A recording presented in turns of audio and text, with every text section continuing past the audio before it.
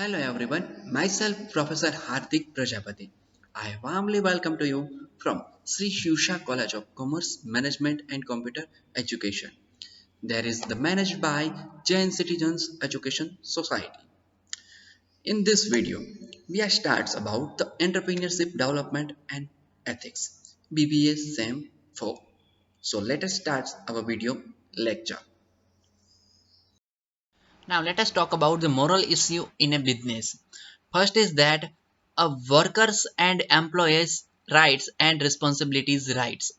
તો એની અંદર આપણે વાત કરીએ તો પહેલું છે ફ્રીડમ ઓફ એસોસિએશન મતલબ જેને છે એ એસોસિએશન બનાવવા માટેનો અધિકાર પ્રાપ્ત હોવો જોઈએ તો કે યસ મતલબ એસોસિએશન છે એ ક્રિએટ કરી શકવું જોઈએ બિઝનેસની અંદર તો કે yes it means worker can join trade union that are independent of government and employees influence મતલબ આ જે ટ્રેડ યુનિયન છે એ કેવું હશે તો ગવર્મેન્ટથી ઇન્ડિપેન્ડન્ટ હશે અને એમ્પ્લોઈઝના ઇન્ફ્લુઅન્સ છે તેનાથી પણ અલગ હશે તો કે યસ અને ઇન્ડિપેન્ડન્ટલી છે એ વર્ક કરતું હશે તો કે યસ અને એની અંદર છે એ આ ફ્રીડમ હોવું જોઈએ એસોસિએશન ક્રિએટ કરવાની તો કે યસ સેકન્ડ છે the rights of collective bargaining where worker can negotiate with the employers collectively મતલબ શું છે તો કે એને બાર્ગેનિંગ કરવા માટેની છૂટછાટ મળેલી હોવી જોઈએ મતલબ છે એ તો કે કોઈ પ્રોડક્ટ બને છે કે કોઈ વર્કર છે એ તો કે એને પ્રોપર છે એ પ્રાઇસ એને મળવી જોઈએ એ પ્રોડક્ટની તો કે yes the prohibition of all forms of forced labour it means security from prison labor and slavery it prevent worker from being forced to work under duress શું કહે છે કોઈ વ્યક્તિ છે એને બળજબરીપૂર્વક મતલબ લાઈક અ સ્લેવરી ગુલામી છે પ્રાઇશન જેલ છે તે અને લેબર છે તે લેબર વર્ક છે તે તો આ બધું છે એના ઉપરથી છૂટછાટ મળવી જરૂરી છે તો કે યસ મતલબ તેનાથી પણ પ્રોટેક્શન મળવું જોઈએ તેને ફોર્થ છે elimination of all the forms of child labor implementation of a minimum working age and certain working condition for children હવે ઓર્ગેનાઇઝેશન છે તેની અંદર all the worker has been the plus 18 age then it must be required for the our moral issues next is that the workers are entitled for the equal pay for equal types of work there should not be any discrimination of class creed or sex મતલબ છે વર્કરને યોગ્ય છે એ મતલબ યોગ્ય કામ માટે યોગ્ય પૈસા મળવા જોઈએ મતલબ ઇક્વલ પેમેન્ટ મળવું જરૂરી છે તો કે યસ સમજાય એ પણ એ જરૂરી છે ત્યાં તો કે યસ પછી વાત કરીએ તો there should be provision of a safe workplace which should be free from the dangerous conditions toxic substance and other potential safety hazard હવે છે એ વર્કર છે તેને યોગ્ય વર્કિંગ પ્લેસ મળવું જરૂરી પણ છે તો કે યસ અને કઈ રીતના મળશે તો કે ડેન્જરસ કન્ડિશન્સ છે તેનાથી દૂર રહેવું હશે ત્યારે એવી પ્લેસ પ્રોવાઈડ કરવી સેકન્ડ છે ટોક્સિક સબસ્ટેન્સ હશે મતલબ જે સળગી શકે તેવો સામાન હોય યા ગેસ હોય તો તેનાથી છે એ વર્ક પ્લેસ દૂર હોવું જોઈએ અને અધર પોટેન્શિયલ સેફ્ટી હઝાર્ડ એને પ્રિવેન્ટ કરવામાં આવવા જોઈએ મતલબ ડેન્જરસથી પ્રિવેન્ટ કરવા જરૂરી છે તો કે યસ તો આ બધા ઇસ્યુ છે એ તેમને આપવા પડતા હોય છે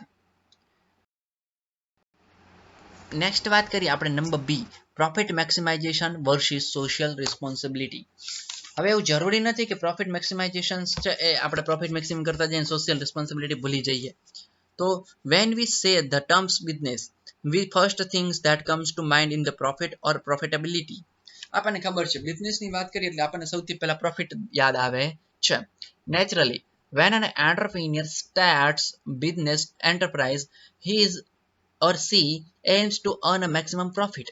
Whenever someone starts a new business, then it's thinking about the max profit and with the responsible price and should not affect the health of consumer. It is expected from all the organization operating in the environment. મતલબ મોરલી છે એને એવું વિચારવું જોઈએ કે આખું એન્વાયરમેન્ટને harm તો નહીં કરે ને જે પ્રોડક્ટ જે પ્રોડ્યુસ થઈ રહી છે તે તો એ કન્સિડરેશનમાં તેને ધ્યાન રાખવું જરૂરી છે there has been a gap of in the expectations of and actual products delivered hence more emphasis in given on a social responsibility even government is strongly asking corporate to fulfill their social obligation કોઈ વ્યક્તિ છે એના જે social ઓબ્લિગેશન્સ છે તેનાથી રહીને શું કરવું જોઈએ તો કે જે વર્ક છે એ ગવર્મેન્ટે કરવું જરૂરી છે અને જે પણ પ્રોડક્ટ બને છે એ પ્રોડક્ટ છે એ એકચ્યુઅલમાં મોરલ ઇસ્યુ સાથે રિલેટેડ હોવી જરૂરી છે. While there are a few scholars who suggest the businesses are not established to fulfill social obligation, એવું જરૂરી નથી કે કેટલાક લોકો એવું કીધું હતું કે સોશિયલ ઓબ્લિગેશન પૂરા થઈ જાય છે, બટ એવું જરૂરી છે નહીં. Arguments against the social responsibilities of business. હવે સોશિયલ રિસ્પોન્સિબિલિટી કઈ કઈ હોય છે એની અંદર વાત કરીએ તો Milton ફ્રીડમેન આર્ગ્યુઝ that there is a no it is there is one and only one social responsibility of business, that is to use its resources and engage in activity designed to create increasing its profit. Milton Friedman તેને શું કીધું હતું, તેને એવું કીધું હતું કે જે બિઝનેસ સોશિયલ રિસ્પોન્સિબિલિટી એક જ છે બિઝનેસની અંદર, એ છે તમારા રિસોર્સિસનો મેક્સિમમ ઉપયોગ કરીને તમારું જે પ્રોફિટ છે તેને મેક્સિમમ કરવું. તો એનું જ નામ છે તો કે business social responsibility. Hayek argues that the constructing the management with the power is to use resources for the social goods rather than the upholding the owner's interest would amount the conferring with the management with the arbitrary and the political dangerous powers. मतलब political dangerous powers છે તેનાથી દૂર રહીને શું કરવાનું છે, work કરવાનું છે અને પોતાનું જે પ્રોફિટ્સ છે તે કમાવાનું છે. તો કે યસ, અને એને જ મેનેજમેન્ટ કરવાની જ વાત છે, સોરી કંટ્રોલિંગ કરવાની વાત છે. તો કે યસ, પોલિટિકલ ડેન્જરસ પાવર્સ છે તેને. Another major obligation of the social responsibility is that the business is not equipped to handle social activities. Business છે એ સોશિયલ એક્ટિવિટી હેન્ડલ કરવા માટે એસ્ટાબ્લિશ કરવામાં આવતો નથી. આપણને બધાને ખબર છે તો કે યસ, એટલે એની એ સામે લોસ છે. Another argument is that the business already has enormous economy, environmental and technological power, and such a business concern should not be entrusted with the additional power. હવે એડિશનલ પાવર બિઝનેસની સાથે enter કરે છે તો કે yes, અને એ છે environmental અને ટેકનોલોજીને પણ છે એ કન્સિડર કરવું જરૂરી છે. If the business firms undertake social responsibility, the cost of production of their goods and service may be tends to increase.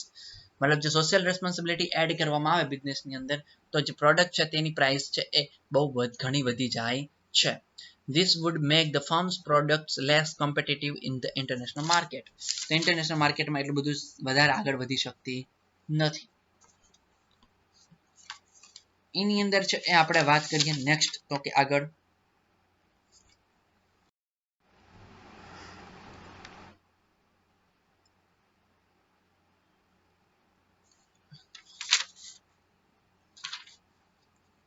arguments for the social responsibility of a business. The case of the social responsibilities business arises the preliminary on the ground that business concern are creatures of the society.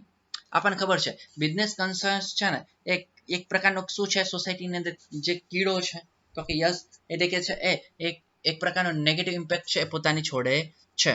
They make use of the resources of the society and depends upon the society for their existence. मतलब પોતે society પર depends હોય છે અને એની માટે જ એ તૈયારી રાખતા હોય છે. As such, they should discharge their duties and responsibilities in the enhancing the welfare of the society. તે શું કરે છે, તે પોતાની ડ્યુટીઝ છે તેને ડિસ્ચાર્જ કરે છે, મતલબ છે એ કોઈ પોતાની જે રિસ્પોન્સિબિલિટી છે એને ફૂલફિલ કરતા નથી. સેકન્ડ છે, in recent years the growth of a large corporate enterprise has resulted in a many serious human and social problem. હવે આપણે છેલ્લા ઘણા વર્ષોની અંદર વાત કરીએ તો જે કોર્પોરેટ એન્ટરપ્રાઇઝ છે તેની અંદર ઘણા બધા ચેન્જીસ જોવા મળી રહ્યા છે જે હ્યુમન અને સોશિયલ પ્રોબ્લેમ્સ છે તે સામે આવે છે. Hence the manager should conduct the affair of corporate enterprise in such a way as to solve or at least try to lessen then problems. એટલે કે જે એના પ્રોબ્લેમ છે ને સોલ્વ આઉટ અથવા ઓછા કરવાની ટ્રાય કરે છે મેનેજર છે તે હ્યુમન અને સોશિયલ પ્રોબ્લેમ્સ છે તેને. થર્ડ વાત કરીએ તો another reason of the business assuming social responsibility is to avoid the future government invention and the regulation of the social field. Social ફિલ્ડની અંદર જે ગવર્મેન્ટના નવા રૂલ્સ આવવાના છે ફ્યુચરના તેને ધ્યાનમાં રાખીને પોલિસી બનાવવામાં આવે છે. અને એની અંદર વાત કરીએ the government may enact straightly legislative measure complaining it to undertake such a responsibility. અને એ સમય છે બિઝનેસ છે એની અંદર શું થશે તો business fail to assume social responsibility. જો બિઝનેસ પોતાની રિસ્પોન્સિબિલિટી ફેલ થાય ફૂલફિલ કરવામાં તો એની સામે ગવર્મેન્ટ છે એ તો કે એની રિસ્પોન્સિબિલિટી ઓવરટેક કરી લે છે.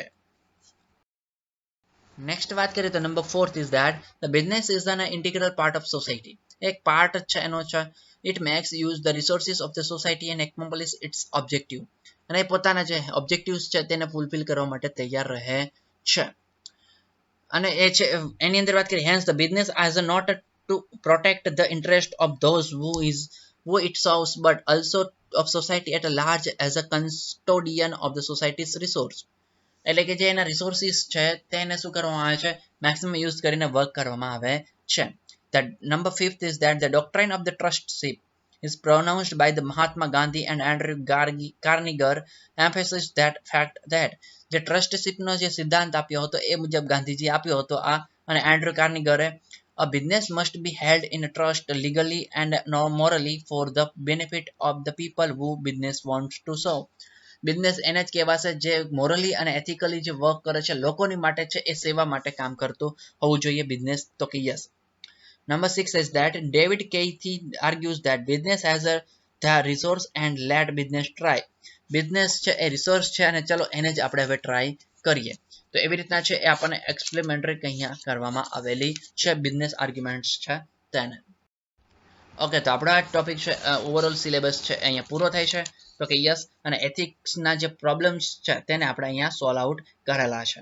ઓકે ચલો તો આપણે અહીંયા રાખીએ છીએ ફરીવાર મળીશું આપણે નવા વિડીયોની સાથે નવા લેક્ચરની અંદર. Thank you very much.